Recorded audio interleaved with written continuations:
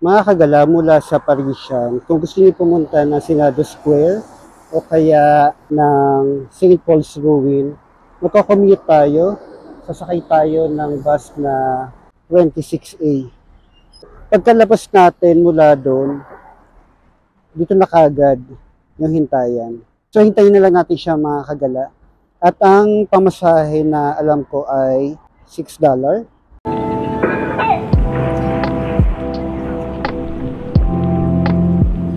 Habang naghihintay tayo ng bus na masasakyan natin, upo muna tayo dito sa pinaka-waiting shed nila. Sasakay tayo ng 26A, mga kagala, dun sa pupuntahan natin. So para mag-guide kayo mga kagala, ito, meron naman nakalagay na 26A. Ito yung itsura ng kanilang waiting shed. Dito tayo sasakay ng bus. So nakasakay na tayo ng bus mga kagala. So mga kagala, mula sa Venetian, Parisian, para makapunta sa Senado Square, tatawid tayo ng dagat. Sakay tayo ng bus na to.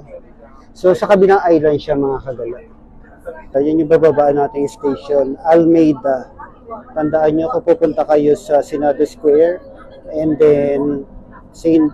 Paul's Ruin, Almeida stop, kailangan natin babaan. Finally, nakababa na tayo ng bus. Wala pang 2 minutes ay makikita na natin ang Senado Square.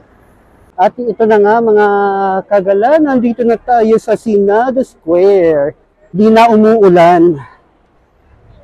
Ang way na to ay papunta ng St. Paul's Ruin. Yan. Diba merong fountain?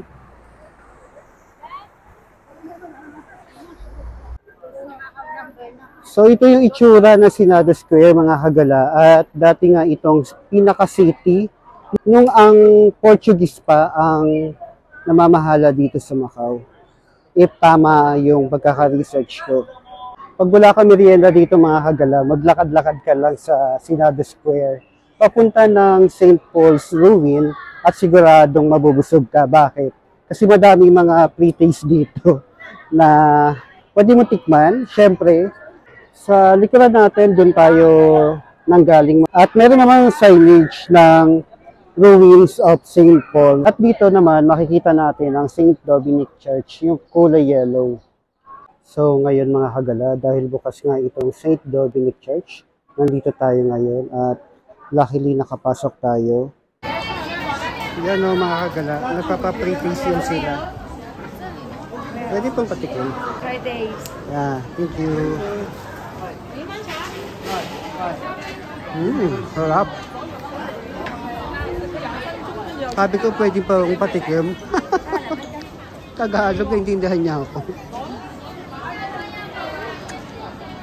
Sarap. Ito mga kagala, yan. Madaming pre-taste. Thank you. So, pre-taste ulit tayo mga kagala. So, another pre-taste mga kagala. So, pag madami nagbibigay ng pre-taste, malapit na tayo doon sa Ruins of St. Paul.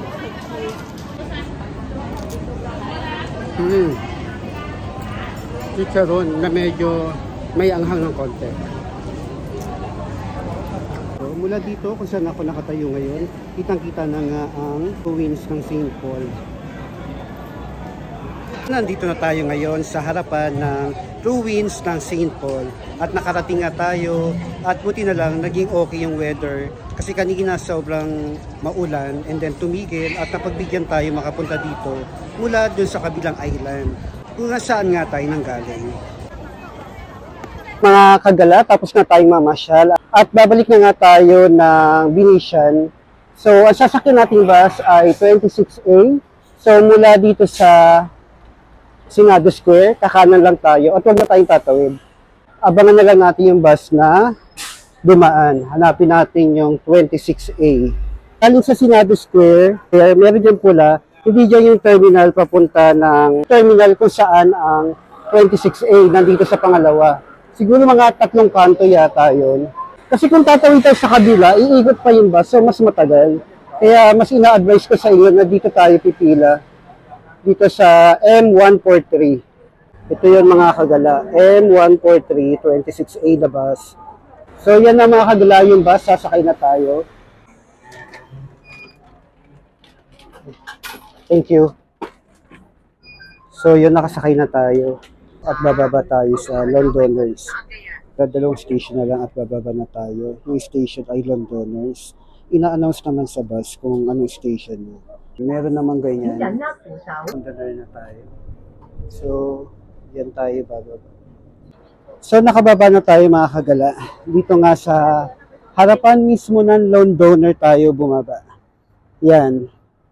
At pupunta tayo ng Venetian kasi doon din tayo sasakay ng bus papunta ng Hong Kong.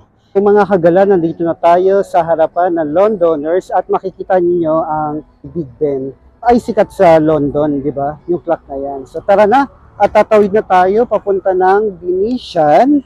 So nakago na, mukhang hindi naman ako aabot.